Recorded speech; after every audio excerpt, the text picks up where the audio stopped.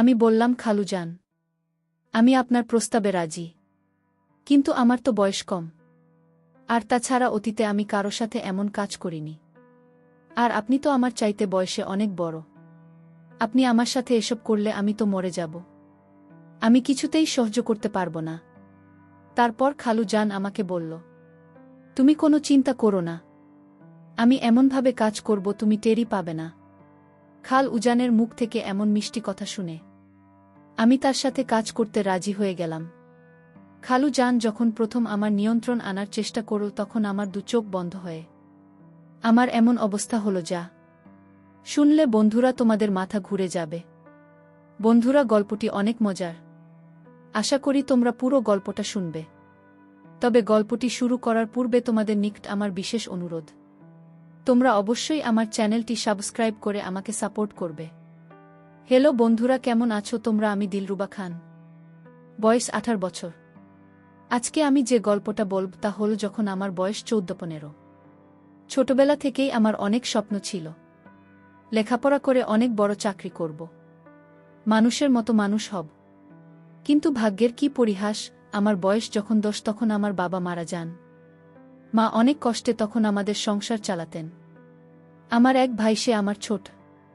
আমরা 2 বোন। তবে সংসারে আমি সবার বড় মেয়ে।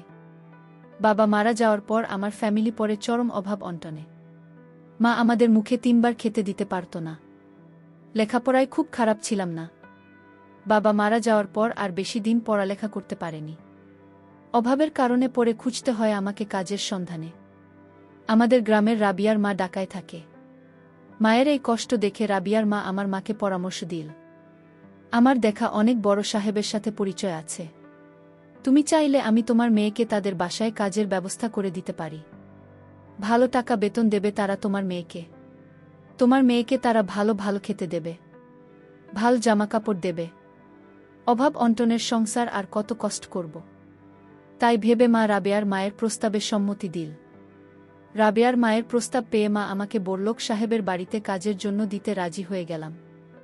মায়ের কষ্ট দেখে আমি অন্যের বাসায় কাজের চাকরিতে যাওয়ার জন্য রাজি হয়ে গেলাম। মা, বাবা, ভাই, বোন সবার মুখে হাসি ফুটাতে অন্যের বাসায় কাজে চাকরি করতে আমি রাজি হয়ে গেলাম। তারপর রাবিয়ার মা ঢাকায় সাহেবের সাথে মোবাইল ফোনে কথা বলে দেখল তাদের কোনো কাজে লাগবে কিনা। সাহেব বলল, হ্যাঁ রাবিয়ার মা, আমার ম্যাডাম অসুস্থ, বাসায় রান্না বান্না ঠিকমতো হয় না, ছেলে মেয়েদের খাবার দাবারের খুব অসুবিধা হচ্ছে, একটা কাজের মেয়ে হলে ভালোই হয়। রাবেয়ার মা সাহেবের সাথে ফোনে কথা বলার পর আমার মাকে বলে যে আমি দিলরুবা খানমের কাজের ব্যবস্থা করে ফেলেছি। এখন তোমরা যদি রাজি থাকে তাহলে আমি আগামী শুক্রবার দিলরুবাকে নিয়ে ঢাকা চলে যাবে। তার কাজ দেখে যদি সাহেব পছন্দ করে তাহলে তাকে সাহেব ভালো টাকা বেতন দেবে, ভালো ভালো খেতে দেবে। অবশেষে আমার মা রাবিয়ার মার সাথে ঢাকায় বড়লোক সাহেবের বাসায় কাজের জন্য নিয়ে যেতে দিল। বাড়ি থেকে জীবনের প্রথম ঢাকায় আসলাম। বাড়ির মানুষের স্মৃতি, মা বাবা স্মৃতির কথা স্মরণ করে গাড়িতে বসে অনেক কান্না করলাম। অবশেষে রাবিয়ার মা আমার ঢাকায় একটি বড় বিল্ডিং এর 6 তলায় আমাকে নিয়ে এল সাহেবের বাসায়। রাবিয়ার মা সাহেবকে আমায় দেখে বলল, হ্যালো বাবু, এই দেখুন আপনার বাসায় কাজের মেয়ে নিয়ে এসেছি। মেয়েটি বেশ চঞ্চল, রান্না বান্না থেকে শুরু করে থালা বাসন মাজা সব কাজ পারে। তারপর হ্যালো বাবু আমার দিকে চেয়ে আমাকে খুব ভালো করে দেখল। হ্যালো বাবু, লোকটা অনেক সুন্দর, হ্যান্ডসাম। প্রথম দিনের আমার দিকে কেমন করে যেন চেয়ে রইলেন। তার চাচা দেখে মনে হচ্ছিল অন্য কিছু মতলব আছে লোকটা।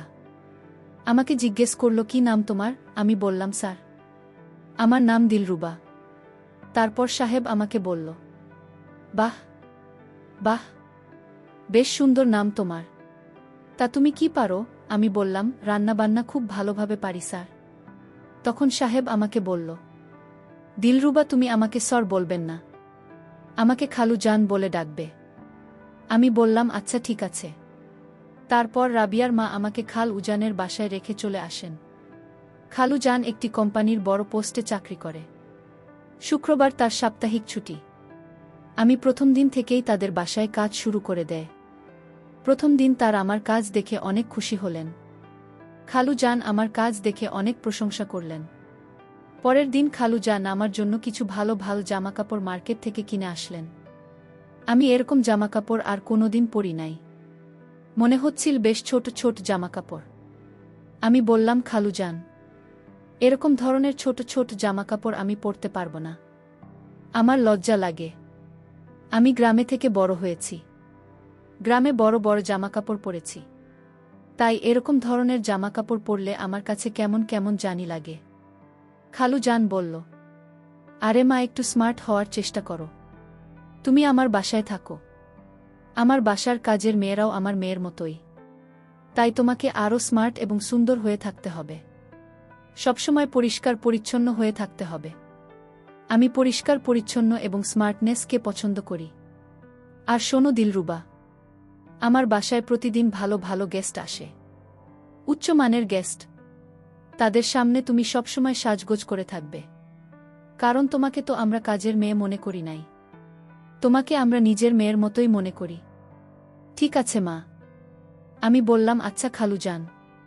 তারপর খালু যান আমাকে বলল, যাও দিলরুবা, মা, তুমি জামাকাপড়গুলো পরে আসো, আমি তোমাকে দেখব। তোমাকে কেমন লাগে এই জামাকাপড়গুলো আমার অনেক পছন্দের কিনা। তারপর আমি খালু জানের কথা রক্ষা করতে আমি এই ছোট ছোট জামাকাপড়গুলো পরে নিলাম, এবং আমার কাছে খুব ভালো লেগেছিল, কারণ এরকম ধরনের দামি আর নতুন জামাকাপড় আমি কখনো কিনাই। জামাকাপড়গুলো পরে যখন খালু জানের সামনে আসলাম, তখন খালু জান আমার দিকে এমনভাবে তাকাল, মনে হল যেন খাল উজানের চোখে আমি এক স্বপ্ন, সত্যি স্বপ্নের অপ্সরা। তারপর খালু জানেন এমন চা দেখে আমি বললাম, খালু জান, আপনি আমার দিকে এমনভাবে তাকিয়ে আছেন কেন? আমাকে কি আপনি নতুন দেখছেন নাকি? তারপর খালু জান বলল, না মা, তোমাকে নতুন দেখছি না, দেখছি তোমাকে কত সুন্দর লাগছে। তুমি কত সুন্দর একটা মেয়ে। তুমি যদি পড়ালেখা করতে পারতে, তাহলে ভবিষ্যতে বড় কিছু হতে পারতে। আমি বললাম, খালু যান, আমার পড়ালেখার খুব ইচ্ছে ছিল। আমি ভবিষ্যতে পড়ালেখা করে বড় কিছু হওয়ার স্বপ্ন ছিল, কিন্তু হঠাৎ করে আমার বাবা মারা যাওয়ায় আমার স্বপ্ন দুঃস্বপ্ন হয়ে গেল। তারপর খালু যান আমাকে বলল, আচ্ছা দিলরুবা, তুমি কি পড়ালেখা করবে? আমি যদি তোমাকে স্কুলে ভর্তি করে দিই, আমার ভাষা টুকিটাকি কাজ যেগুলো করবে, আর বাকি অবসর সময় পড়ালেখা করবে, পারবে তো সব কিছু সামলাতে? আমি বললাম, খাজাঞ্চি, অবশ্যই পারব, আপনি যদি আমাকে একটু হেল্প করেন। প্রথম প্রথম খাল উজানকে তো ভালোই মনে হল। কিছুক্ষণ ভেবে আমি আরও বললাম, খালু যান, পড়ালেখা করলে তো অনেক টাকা লাগবে, আমি এত টাকা পাব কোথায়? খালু যান বল, দিলরুবা, তুমি টাকার চিন্তা করো না, আমি তোমাকে সব কিছু দিব, তুমি শুধু আমাকে একটু একটু বলেই। খালু যান থেমে গেলাম। আমি বললাম, খালু যান একটু কি? তারপর খালু যান চুপসে গেল। খালু যান কি যেন ভাবতে লাগল, মনে মনে অনেক ভেবে হঠাৎ করে কোনো এক কাজের কথা বলে চলে গেল। আমি বুঝতে পারলাম না খালু যান একটু দাঁড়াও আমাকে কি বোঝাতে চেয়েছিল। সেই রাতে আমি যখন আমার রুমে ঘুমিয়েছিলাম, আজ ঘুমের মধ্যে হঠাৎ আমি অনুভব করি রাতের অন্ধকারে কেউ আমার রুমে প্রবেশ করে আমার সাথে কিছু একটা করার চেষ্টা করছে। মনে হচ্ছে আমাকে মেরে ফেলার প্ল্যান করছে। তারপর আমি লাইট অন করে দেখি খালু যান। আমি বললাম, খালু যান, আপনি এত রাতে আমার রুমে কি করছেন? খালু যান বল, না কিসের যেন একটা শব্দ পেলাম, তাই আমি ভাবলাম আমাদের বাসায় নাকি চোর ঢুকেছে। চোর মনে করে আমি তোমার এখানে আসলাম, কিন্তু এখানে এসে দেখি কিছু নেই। আচ্ছা ঠিক আছে, আমি চলে যাই, তুমি ঘুমাও। পরের দিন খালু জান আবার আমার জন্য একটি স্বর্ণের আংটি এনে আমাকে বলল, দিলরুবা, চোখ বন্ধ করো, তোমার জন্য একটা পুরস্কার আছে। আমি বললাম, খালু যান, কি এমন জিনিস এনেছেন আমার জন্য, তাও আবার আমার চোখ বন্ধ করতে হবে? আমার চোখ খুলে দেখি চকচকা স্বর্ণের একটি চেঞ্জ। আমি স্বর্ণের চেইনটি দেখে অনেক আনন্দে নাচতে শুরু করলাম, আর খালু যান আমার নাচার দৃশ্য খুব ভালোভাবে দেখতে লাগলেন। দেখতে দেখতে এভাবে কেটে গেল একটি মাস। তারপর খালু যান আমাকে একটি স্কুলে ভর্তি করে দিল। আমি যদিও ক্লাস করতে পারতাম না, কারণ ক্লাস করলে বাসায় কাজ করবে কে? খালু যান বলল, পরীক্ষার সময় পরীক্ষা দেবে, আর বাসায় মনোযোগ দিয়ে পড়াশোনা করবে।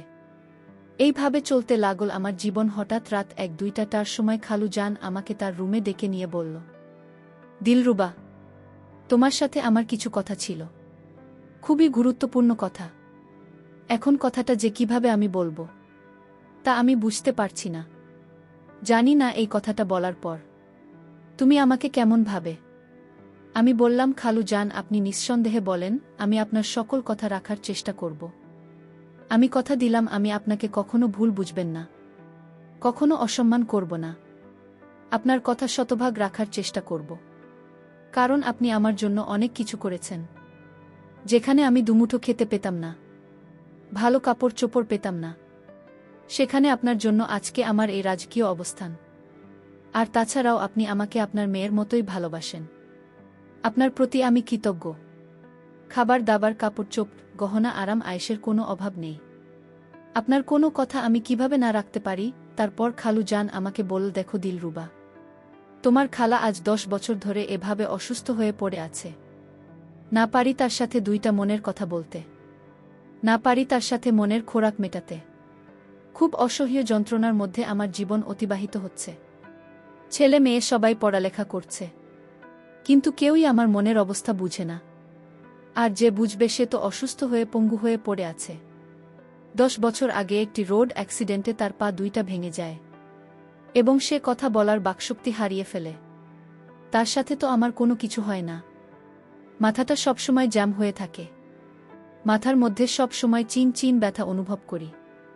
আমি জানি সেটা কিসের ব্যথা, কিন্তু কাউকে বলার মতো আমার দুঃসাহস হয়নি। তোমাকে যে কিভাবে কথা বলতে আমার যদিও আনিজি ফিল করছি, তারপরেও আমি না বলে পারছি না।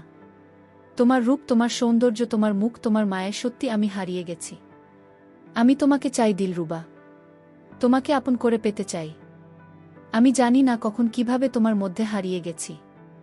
দিলরুবা, আমি তোমার কাছ থেকে সেই জিনিসটা চাই যা পেলে আমি একটু একটু করে মানসিক যন্ত্রণা থেকে মুক্ত হতে পারব।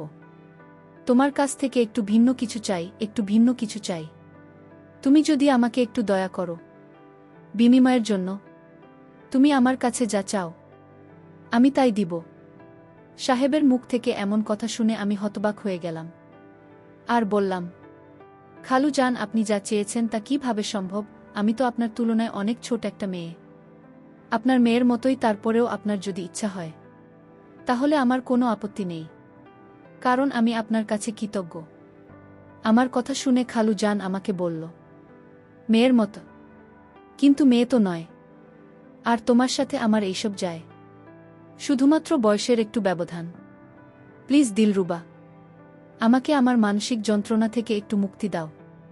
তারপর আমি মনে মনে ভাবতে লাগলাম, আমার এই রাজকীয় জীবন, আরাম আয়েশ, কাপড় চোপড়, থাকা খাওয়া, গহনা, রাজকীয় চলাফেরা, সব কিছুতেই এখন আমি খুব শান্তিতে আছি। কারণ অভাব কি জিনিসটা আমি হারে হারে টের পেয়ে এসেছি বাবার মৃত্যুর পর। তাই মনে মনে ভাবতে লাগলাম, যদি খাল উজানের প্রস্তাবে আমি রাজি না হই, তাহলে তো আমার সবকিছু বন্ধ হয়ে যাবে। আবার আমাকে কষ্ট করতে হবে, না খেয়ে থাকতে হবে। তার চেয়ে বরং আমি রাজি হয়ে যাই। এসব কিছু ভেবেই আমি খালু জান এর সাথে তার মানসিক যন্ত্রণা নিবারণের জন্য কাজ করতে রাজি হয়ে গেলাম। আমি বললাম, খালু জান, আমি আপনার প্রস্তাবে রাজি, কিন্তু আমার তো বয়স কম। আর তাছাড়া অতীতে আমি কারো সাথে এমন কাজ করিনি। আর আপনি তো আমার চাইতে বয়সে অনেক বড়। আপনার আমার সাথে এসব করলে আমি তো মরে যাব। আমি কিছুতেই সহ্য করতে পারব না।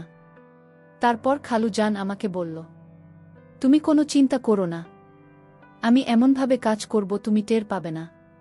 খালু জনের মুখ থেকে এমন মিষ্টি কথা শুনে আমি তার সাথে কাজ করতে রাজি হয়ে গেলাম। খালু জান যখন প্রথম আমার উপর নিয়ন্ত্রণ আনার চেষ্টা করল, তখন আমার 2 চোখ বন্ধ হয়ে গেল।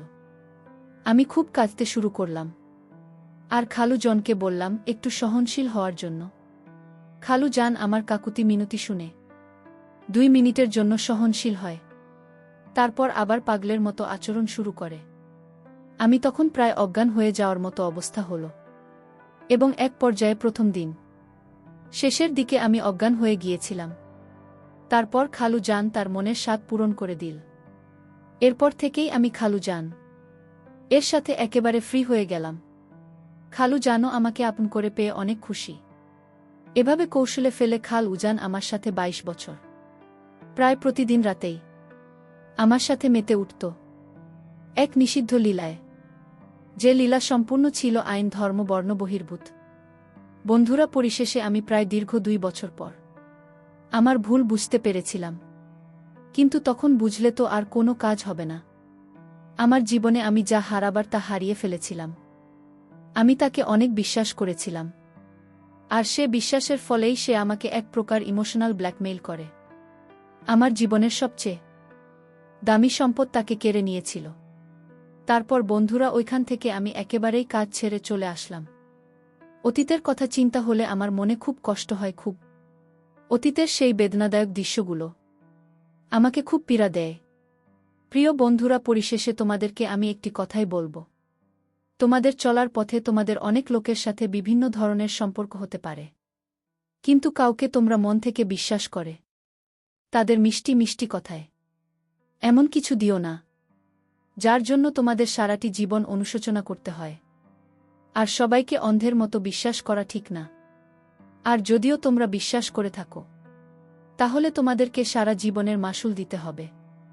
বন্ধুরা, আজকে এই পর্যন্তই। আবারও আসব তোমাদের মধ্যে নতুন কোনো ভিডিও নিয়ে। ভিডিওটি যদি তোমাদের ভালো লাগে তাহলে একটি লাইক দাও। প্রতিদিন আমি তোমাদেরকে একটা করে নতুন গল্প উপহার দিব, তাই তোমাদেরকে অনুরোধ করে বলছি, তোমরা যদি এরকম ধরনের ইন্টারেস্টিং গল্প পেতে চাও তাহলে দয়া করে আমার চ্যানেলটি সাবস্ক্রাইব করো। পরিশেষে তোমাদের সকলের সুস্বাস্থ্য কামনা করি। ভিডিওটি দেখার জন্য তোমাদের সকলকে অসংখ্য ধন্যবাদ।